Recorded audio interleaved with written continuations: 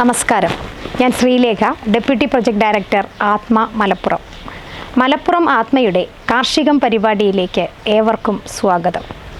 കാർഷിക വികസന കർഷകക്ഷേമ വകുപ്പ് നടപ്പിലാക്കി വരുന്ന കൃഷിക്കൂട്ടാധിഷ്ഠിത ഫാം പ്ലാൻ വികസന സമീപനം എന്ന പദ്ധതിയുടെ ഭാഗമായി കൊണ്ടോട്ടി ബ്ലോക്കിൽ രൂപീകരിച്ച FPOയുടെ വിജയകഥയാണ് ഇന്ന് കാർഷികത്തിൽ.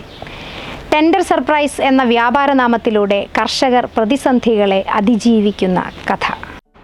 2023-24 വർഷം മുതൽ കേരള കാർഷിക വികസന കർഷകക്ഷേമ വകുപ്പ് കൃഷിക്കൂട്ടാധിഷ്ഠിത ഫാം പ്ലാൻ വികസന പദ്ധതിയുടെ ഭാഗമായിട്ട് കൊണ്ടോട്ടി ബ്ലോക്കിൽ 180 കർഷകരെ ഉൾപ്പെടുത്തിക്കൊണ്ട് രൂപീകരിച്ചിട്ടുള്ള കൊണ്ടോട്ടി ബ്ലോക്ക് കർഷക സംഘം FPOയുടെ കീഴിലാണ് ഇങ്ങനെയുള്ള ഒരു നാളികേരത്തിൻ്റെ ഒരു മൂല്യവർദ്ധിത ഉൽപ്പന്ന നിർമ്മാണ യൂണിറ്റ് ആരംഭിച്ചിട്ടുള്ളത്. കൊണ്ടോട്ടി ബ്ലോക്കിലെ എല്ലാ കർഷകരുടെയും ഒരു മുഖ്യ വിളയായിട്ടുള്ള തെങ്ങ്, ആ തേങ്ങയുടെ വിലയിലുള്ള കുറവാണ്, അതായത് അവർക്ക് കർഷകർക്ക് ആവശ്യമായിട്ടുള്ള ഒരു വില ഈ നാളികേരത്തിന് ലഭിക്കുന്നില്ല എന്നുള്ള ഒരു സാഹചര്യത്തിലാണ് ഇങ്ങനെയുള്ള ഒരു ഉൽപ്പന്ന നിർമ്മാണ യൂണിറ്റിലേക്ക് നമ്മൾ തുടക്കം കുറിച്ചിട്ടുള്ളത്.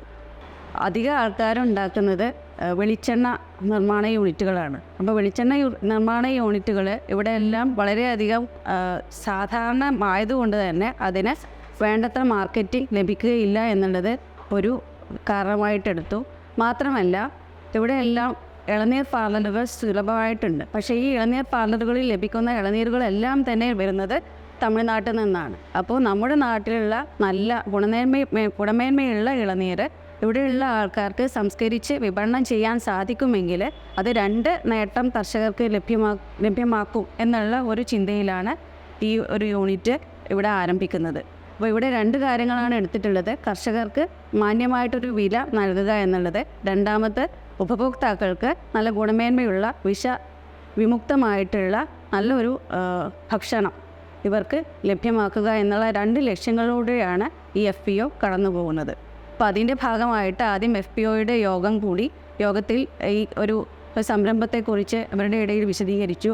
അപ്പോൾ ഇളനീർ വെച്ചിട്ടുള്ള പുതിയൊരു സംരംഭം തുടക്കം കുറിക്കാമെന്നുള്ള ഒരു ആലോചനയുടെ ഭാഗമായിട്ടാണ് ഇവിടെ ഈ ഒരു ടെൻഡർ സർപ്രൈസ് എന്ന പേരിട്ടുള്ള ഈ ഒരു യൂണിറ്റ് തുടങ്ങിയിട്ടുള്ളത്. അപ്പോൾ ഈ യൂണിറ്റിൽ 4 പ്രോഡക്ട്സാണ് വിഭാവനം ചെയ്യുന്നത്.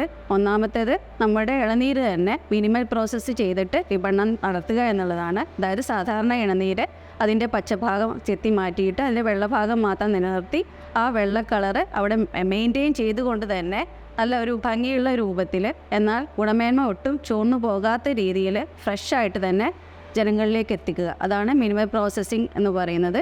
ആ മിനിമൽ പ്രോസസ്ഡ് ടെൻഡർ കോക്കനട്ടാണ് ഒന്നാമത്തെ പ്രോഡക്റ്റ്. രണ്ടാമത്തെ പ്രോഡക്റ്റായിട്ട് വിഭാവനം ചെയ്തിട്ടുള്ളത് ടെൻഡർ കോക്കനട്ട് പൾപ്പാണ്. അതായത് നമ്മളുടെ ഇളനീരിൻ്റെ പൾപ്പായി ഫ്രീസ് ചെയ്തുകൊണ്ട് അത് ആൾക്കാർക്കിടയിൽ വിപണനം നടത്തുക എന്നുള്ളതാണ്. ഇത് നമ്മുടെ വീട്ടിലൊക്കെ അതിഥികൾ വരുമ്പോൾ അല്ലെങ്കിൽ എന്തെങ്കിലും പരിപാടികളിലൊക്കെ തന്നെ പെട്ടെന്ന് ഒരു ഇളനീർ ജ്യൂസ് ഉണ്ടാക്കി കൊടുക്കേണ്ടി വരുമ്പോൾ അതൊന്നുമില്ല, ഈ ഒരു പൾപ്പ് എടുത്തുകൊണ്ട് അതിലാവശ്യത്തിന് വെള്ളം ചേർത്ത് ജ്യൂസ് അടിച്ചുകൊണ്ട് തന്നെ ആൾക്കാർക്ക് കൊടുക്കാൻ പറ്റും എന്നുള്ളതാണ് ഇതിൻ്റെ ഒരു ഗുണമായിട്ട് കാണുന്നത്.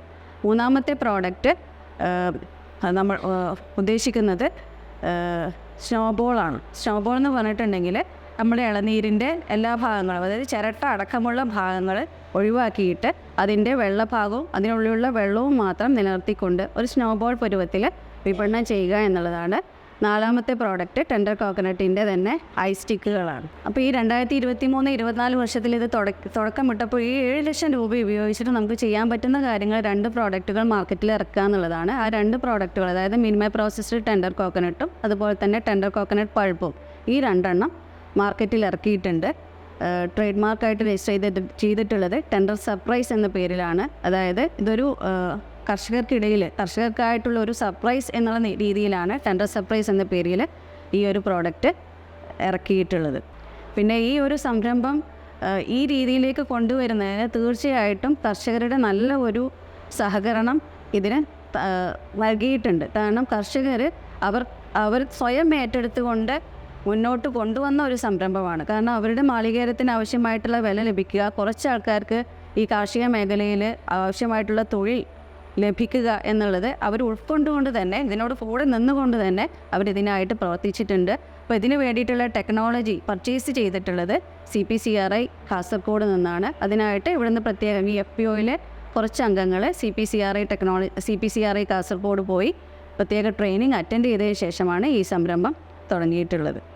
കർഷകർക്ക് ലാഭകരമായ രീതിയിൽ 15 രൂപ ഒരു ഇളനീരിന് കൊടുത്തുകൊണ്ട് അവരെ കൂലിച്ചെലവെല്ലാം എന്നിട്ട് അവർക്ക് ബാധിക്കാതെ നമ്മൾ ഏറ്റെടുത്തുകൊണ്ടാണ് ഇത് കർഷകരിൽ നിന്ന് ഇറക്കിക്കൊണ്ടുവരുന്നത്. പ്രത്യേക ട്രെയിനിങ് ചെയ്ത തെങ്ങുകയറ്റ തൊഴിലാളികളെ ഉപയോഗിച്ചുകൊണ്ടാണ് നമ്മൾ ഈ ഇളനീർ ഇറക്കി ഇവിടെ യൂണിറ്റിൽ എത്തിക്കുന്നത്. FPOൻ്റെ ഭാഗമായിട്ട് കാസർഗോഡ് 2 ദിവസത്തെ ട്രെയിനിങ്ങിന് വേണ്ടി പോയിട്ടിരുന്നത്. CPCRI സ്ഥാപനത്തിലായിരുന്നു training. FPOൻ്റെ ഒരു അംഗമാണ് ഞാനും. അംഗമായി ചേർന്നതിൽ എനിക്ക് വളരെയധികം സന്തോഷമുണ്ട്. എനിക്ക് മാത്രമല്ല, അപ്പോൾ കർഷകരുടെ എണ്ണം ഒരു 150ഓളം കർഷകർ ഈ സംരംഭത്തിലേക്ക് വന്ന് വളരെ സന്തോഷത്തോടെ കൃഷിയിലേക്ക് ഇറങ്ങാണ്. ഇത് തുടർന്ന് പോവട്ടെ എന്ന് ആശംസിക്കുന്നു. ഈ ഭക്ഷണത്തിലുള്ള സ്വഭാവവും അതുപോലെ തന്നെ കർഷകരുടെ ഉൽപ്പന്നങ്ങൾക്ക് മതിയായിട്ടുള്ള വിലയും കിട്ടേണ്ടതുണ്ട്. അപ്പോൾ ആ ലക്ഷ്യത്തോടു കൂടി കൊണ്ടോട്ടി ബ്ലോക്ക് പഞ്ചായത്തിലെ 9 കൃഷിഭവനുകളിൽ നിന്ന് 20 കർഷകർ വീതമുള്ള 180 കർഷകർ ഒരുമിച്ചാണ് ഈ ഒരു ഉദ്യമത്തിന് തുടക്കം കുറിച്ചത്.